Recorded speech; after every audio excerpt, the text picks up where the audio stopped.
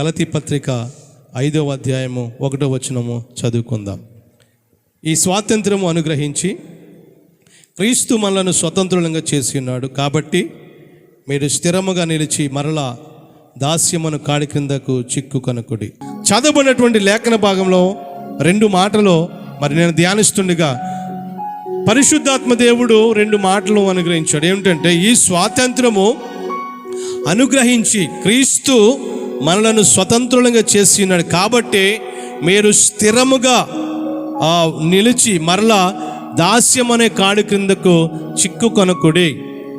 మన దేశంలో ఉన్నటువంటి పూర్వీకులైనటువంటి పెద్దలు ఎలాగైతే ఒక బ్రిటిష్ వారి పరిపాలనలో ఒక దాసులుగా వాళ్ళు ఎలా అయితే ఉన్నారో, మన ముందున్నటువంటి దినాల్లో ఒక బ్రిటిష్ వారి పరిపాలించినప్పుడు ఎలాగైతే ఒక దాసత్వంలో మనం ఉన్నామో, మన పితరులు ఉన్నారో, అటువంటి విధంగా ఉంటున్నటువంటి పరిస్థితిలో మాకంటూ మా దేశము మాకు కావాలని, మాకంటూ ఒక స్వాతంత్రం కావాలని, స్వేచ్ఛ కావాలని మన పితరులు పోరాడినటువంటి విధానాన్ని బట్టి మరి ఎలాగైతే వారు వదిలి వెళ్ళిపోయారో, దానికి సాదృశ్యంగా దేవాతి దేవుడు ఆధ్యాత్మికమైనటువంటి జీవితం మన జీవితంలో కూడా ఈరోజు ఈ అంశం ద్వారా మాట్లాడుతున్నాడు.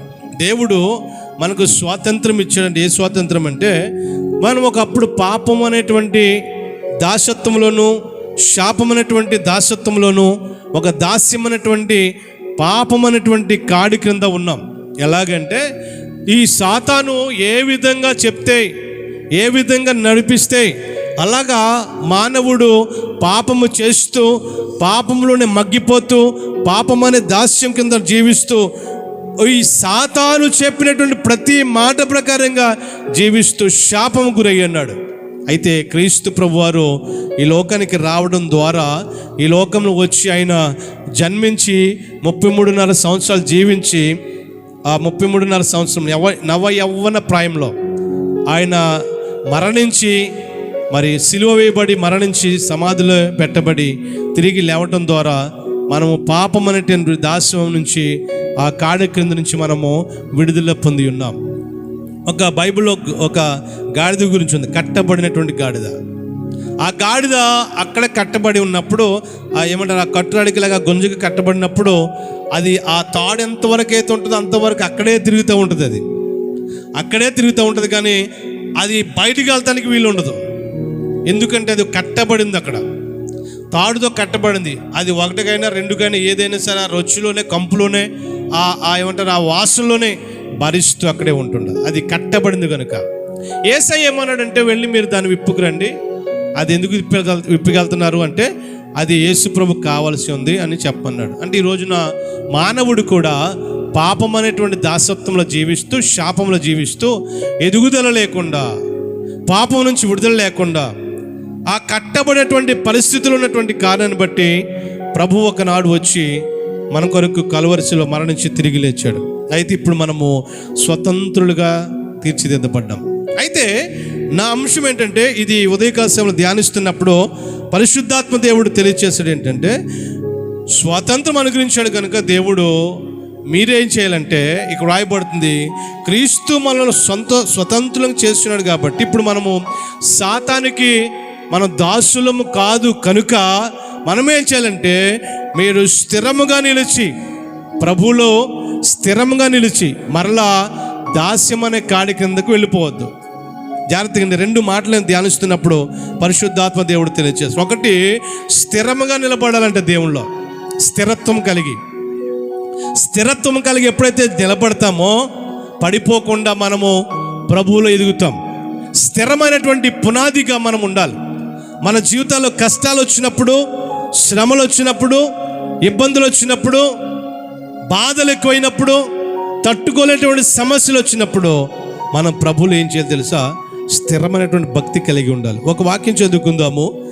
కొరింథీయులకు రాసినటువంటి మొదటి పత్రిక 15వ అధ్యాయము 58వ వచనంలో చివరి మాటలో వ్రాయబడుతుంది. ఒకసారి చూడండి. 15వ అధ్యాయము కొరింథీయులకు రాసినటువంటి మొదటి పత్రిక.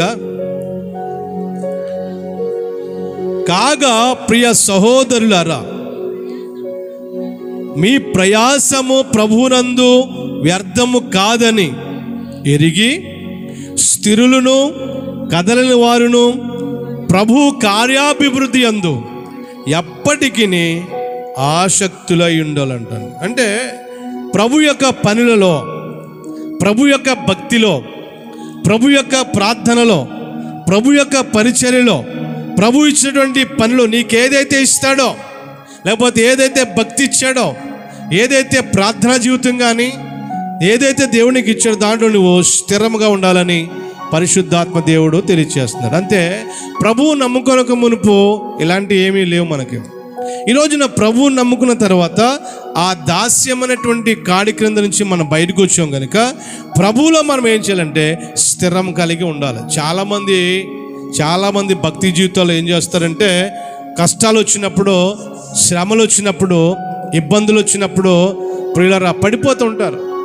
ఇంకెందుకులే ఈ భక్తి, ఎందుకులే ఈ జీవితం, ఎందుకులే, ఎందుకు ఈ పరిస్థితి, ఎందుకులే, మనం ఇంతవరకు మనం ఇలా చేసాము, మానేద్దాం, చర్చి మానేద్దాం, అయితే భక్తి మానేద్దాం, ప్రార్థన మానేద్దాం అనేటువంటి పరిస్థితిలో అస్థిరమైనటువంటి బుద్ధి మనలోకి వచ్చి స్థిరంగా ఉండలేక పరిస్థితులు తారుమారిన పరిస్థితుల్లో స్థిరత్వం లేక పడిపోతుంటారు. ఇందాక మనం చదువుకునేటువంటి మాటలో మొదటి వచనం ఉంటుంది 128వ దావీదు కీర్తనలో. ఒకసారి చదువుదాం.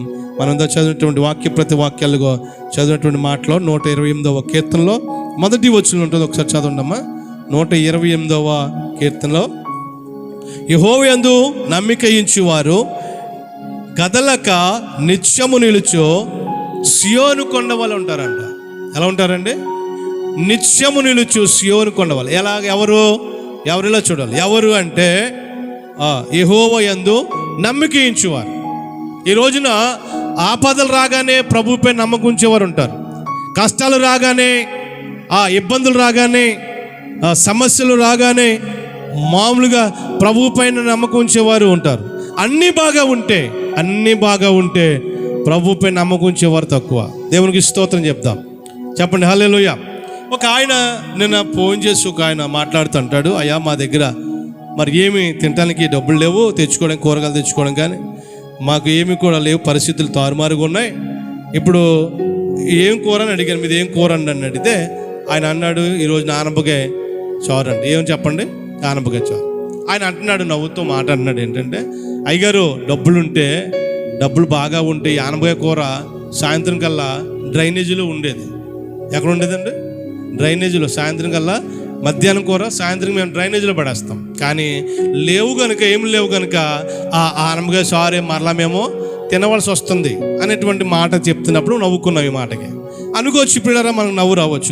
కానీ పిల్లరా, ఒక్కొక్కసారి మన జీవితాల్లో కష్టాలు, సమస్యలు, శ్రమలు ఉన్నప్పుడు ప్రభు నీ మీదే ఆధారపడుతున్న, నీ మీద నమ్ముకుంటాను అనుకుంటాం. కానీ ఎప్పుడైతే దేవునిపై నమ్మకం కలిగి, విశ్వాసం కలిగి మనం జీవిస్తూ ఉంటామో అటువంటి పరిస్థితుల్లో వారంట నిత్యము నిల్చు సియోను కొండ వలె ఉంటారంట. అంటే కదలక, ఒక చూడని కొండ ఉంది సియోను కొండ అనేది, అది కదలకుండా అలాగే నిత్యము నిలుచు కొండ వలె, కొండ అలాగుంటుంది. ఆ కొండను ఉదాహరణ తీసుకుంటూ దేవాతి దేవుడు కీర్తనకారుడు ద్వారా తెలియచేస్తాడు ఏంటంటే, ఎవరైతే దేవుని యందు విశ్వాసము కలిగి ఉంటారో వారు నిత్యము నిలుచు ఒక సియోను కొండ ఎలాగైతే ఉంటుందో అలా వారి జీవితాలు ఉంటాయి. ఈ రోజున కష్టాలు రాగానే పడిపోతున్నాం. కష్టాలు రాగానే, శ్రమలు రాగానే, ఇబ్బందులు రాగానే చాలామంది భక్తి జీవితంలో పడిపోతున్నారు. స్థిరత్వం లేక వారి జీవితంలో. చాలామంది కూడా చూడండి, ప్రభువుని నమ్మేసుకుని దేవుడు కార్యాలు చేసేస్తాడని, లేకపోతే సరైన పునాది లేకుండా ఎవరో ఏదో చెప్తే దేవుళ్ళకి వచ్చేసి ఏ అద్భుతాలు చేస్తాడని, స్వస్థతలు చేస్తాడని, ఏదో చేస్తాడని నమ్ముకుని మరలా తర్వాత వెళ్ళిపోయి మళ్ళా పాపం అనేటువంటి పరిస్థితిలోకి వెళ్ళిపోతే, అంటే రక్షించబడి మారు మనసు పొంది బాప్తిసం పొందిన తర్వాత మరలా పాపంలో, లోకంలో కలిసిపోతున్నారు. అలాంటి వారి గురించి ఆలోచిస్తే వారు సరిగా భక్తి జీవితంలో ఎదగలేకుండా, అంటే వారు కేవలం స్వస్థతల కోసమే, ఏదో దేవుడు మరి కుటుంబంలో అద్భుతాలు చేస్తాడని వాటి కోసమే ప్రభువుని నమ్ముకుని, లేకపోతే ఏదో అద్భుతాలు చేస్తారు, ఆశ్చర్యకార్యాలు చేస్తాడని వాటి కోసమే నమ్ముకుని, ఒకవేళ అది చేయకపోతే, అంటే దేవుడు చేయకుండా ఉండడు, లేట్ అవుతుంది. ఆ లేట్ అయినటువంటి పరిస్థితుల్లో వారు సహించలేక, కనిపెట్టలేక మరలా పాపంలో కలిసిపోయి మరలా వాళ్ళు చేసి వచ్చినటువంటి పాత పనులు చేస్తూ పాపంలో జీవిస్తున్నటువంటి అనేక మంది, ఎంతోమంది ఈ లోకంలో చూస్తున్నాం. అంటే కారణం ఏంటంటే వారి జీవితాల్లో సరిగా స్థిరత్వం లేకుండా, పునాది సరిగా లేకుండా, వాక్యం అనేటువంటిది కానీ లేక భక్తి కానీ వారి జీవితంలో సరిగా లేక మరలా వెనక తిరిగి వెళ్ళిపోతున్నారు. వాక్యం తెలియజేయబడుతుంది, నాగటి మీద చేయి పెట్టి వెనుక తట్టు చూచువాడు పరలోక రాజ్యము చేరడంటండి. అంటే అనుకున్నటువంటిది ఏదైతే అంటే చావైనా బ్రతుకైనా నీ కొరకు జీవిస్తాను ప్రభు అని ఒక నిర్ణయించుకోవాలి. ఇంకోటి తెలుసా, ఇలాంటి నిర్ణయించుకున్నప్పుడే చాలా కష్టాలు వస్తాయండి. ఈ సంవత్సరం ఎలాగైనా సరే ప్రభులో నేను చావైనా బ్రతుకైనా నేను ఎలాగైనా సరే ప్రభు కోసమే జీవిస్తాను అని అనుకున్నప్పుడు అప్పుడే స్టార్ట్ అవుతాయి.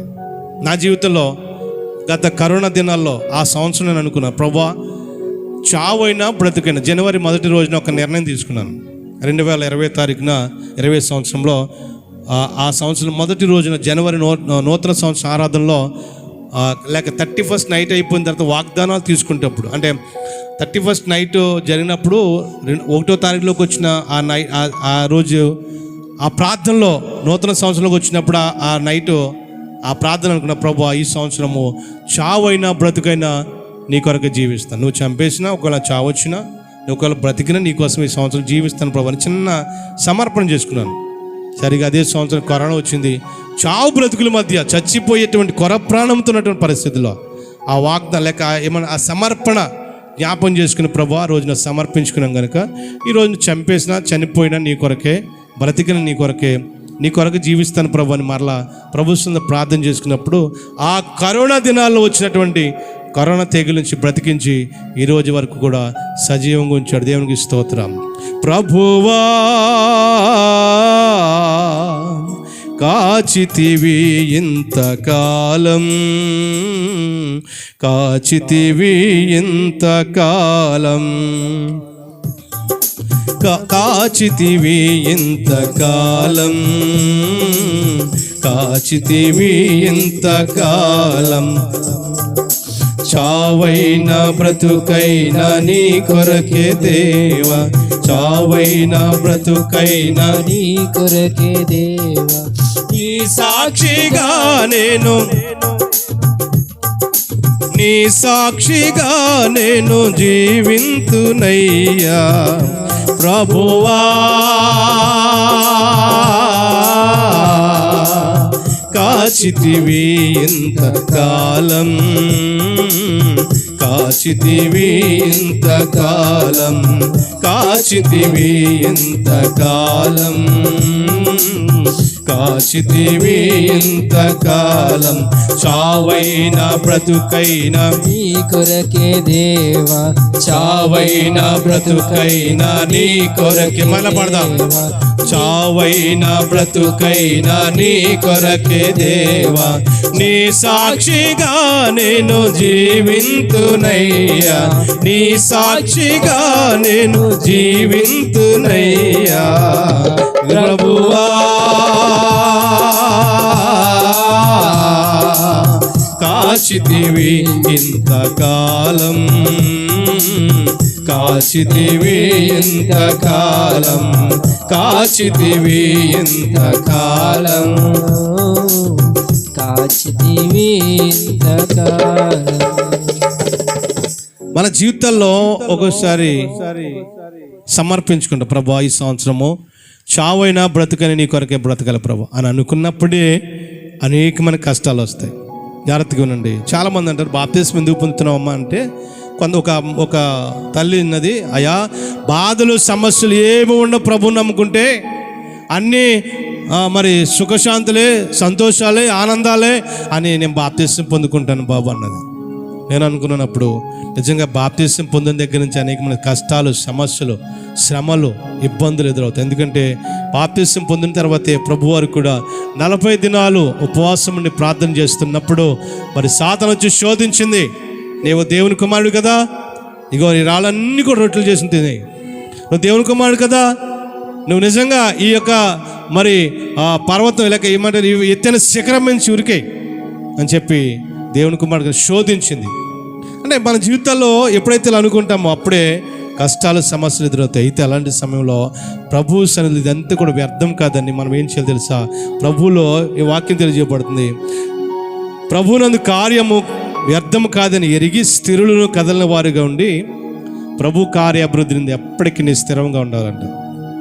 అదే అపోస్తలుడైన పౌలు చెప్తున్నాడు ఏంటంటే, మీరు మరలా అంటే దాస్యం అనే కాడి కిందకి వెళ్ళకుండా పాపంలోకి వెళ్ళిపోకుండా, చాలామంది పునాది సరిగలేక, భక్తి సరిగలేక ఉద్రేక భక్తి చేస్తూ, చాలామంది జీవితాల్లో ఉద్రేకంగా ప్రభువుని నమ్ముకుంటూ, ఉద్రేకంగా బాప్తిసం తీసేసుకుంటూ, ఉద్రేకంగా ఎవరో గెంటేస్తే వచ్చేసే విధంగా వచ్చేసి తర్వాత వారి జీవితంలో సాగలేక, నడవలేక, వారు ప్రభువులో ఎదగలేక. ఎందుకంటే ఒక ఫోటోలో చూశాను, ప్రభు యొక్క మార్గం ఇరుకు మార్గం.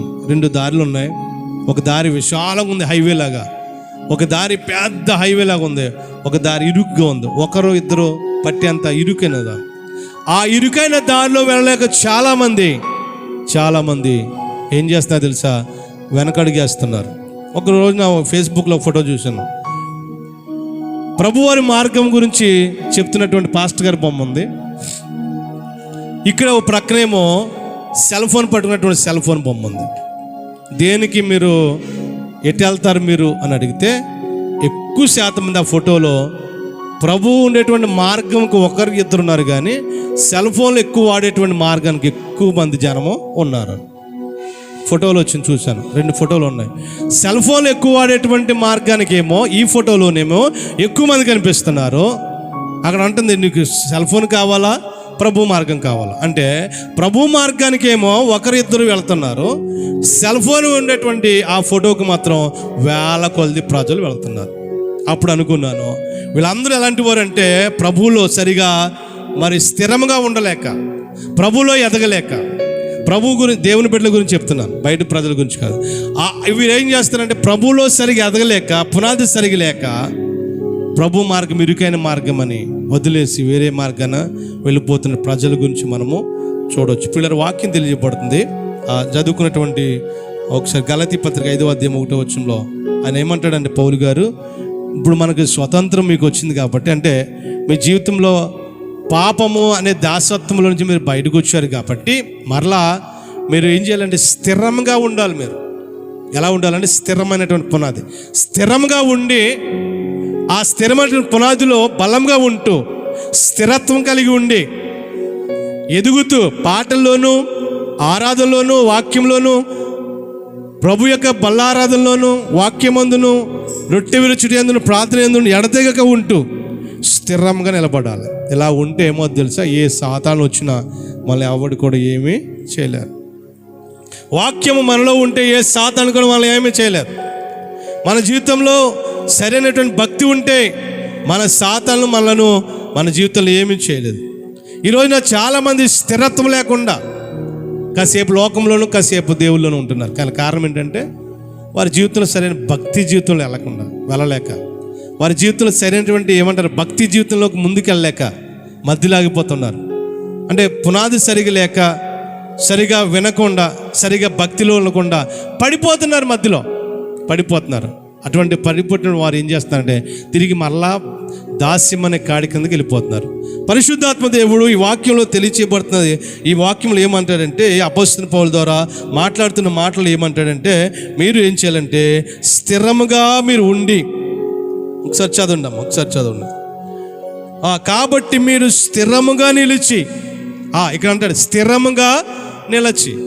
స్థిరముగా నిలబడితే ఏమవుతుందంటే మరలా పాపం అనేటువంటి, కొంతమందికి చింత చచ్చిన పులుపు చావదంట. ఏం చెప్పండి, చింత చచ్చిన పులుపు చావు. కొంతమంది దేవుళ్ళకి వస్తారు కానీ పాత అలవాట్లే, పాత బుద్ధే, పాత బతుకులే, పాత జీవితమే. స్థిరమైనటువంటి పునాది లేక, స్థిరత్వం లేక వాళ్ళకి కాసేపు గొంతులు వేస్తూ ఉన్నటువంటి రకాలు. అంటే వాక్యం తెలియజేయబడుతుంది, స్థిరంగా నిలిచి మరలా దాస్యమనే కాడి క్రిందకి వెళ్ళొద్దు. దాస్యమనే కాడి, ఉదాహరణకి మన పితరులు ఏమంటారు, ఇశ్రాయేలీలో ఆ దాసత్వంలో ఉన్నారు. వీరు ఇశ్రాయేలీలో ప్రభువు పేరు పెట్టబడినవారు, కానీ ఐగుప్తులోకి వెళ్ళినప్పుడు దాసులుగా ఉన్నారు. వాళ్ళు కొట్టేసేవారు, కొరడాలతో కొట్టేసేవారు, కోపం వస్తే, అంతగా కోపం వస్తే అక్కడ ఉన్న మరి యజమానులకి వారికి కోపం వస్తే వాళ్ళు చంపేసేవారు కూడా. అటువంటి భయంకరమైన దాసత్వంలో ఉన్నటువంటి వారిని వారు ఆ సమయంలో ప్రార్థన చేయగా దేవాతి దేవుడు మోషే అనేటువంటి భక్తుని పంపించి విడుదల ఇచ్చాడు. విడుదల ఇచ్చినా కానీ వారు ప్రయాణం చేస్తున్నప్పుడు పాలు తేళ్లు ప్రవహించే పాలస్తీనా దేశానికి, లేక వారు ప్రయాణం చేసినటువంటి ఆ ప్రాంతానికి వెళ్తున్న దారిలోనే మరలా కొనుక్కోవడం ప్రారంభించారు.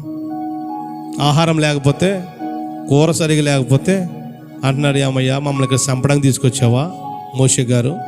ఐగుప్తుల్లో మాకు సమాధులు లేవా? చెప్పండి, ఏం లేవు? సమాధులు లేవా అంటే ఎవరు తీసుకురమ్మన్నారు?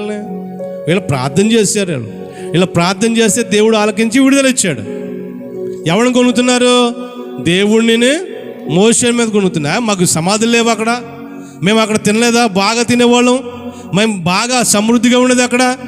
లేనిపోని గొప్పలు, లేనిపోని డబ్బాలు చెప్పుకుని మోషే గారికి తెలియదు అన్నట్లుగా మాకు అక్కడ అది ఉండేది, ఇది ఉండేది, బోళ్ళంత ఉండేది, మాకు అది ఉండేది, ఇది ఉండేది అని చెప్పి గొప్పలు చెప్పేవారు. అయితే దేవుడు చూసి వాళ్ళకి ఆహారం ఇచ్చాడు, బండ నుండి నీళ్ళు ఇచ్చాడు.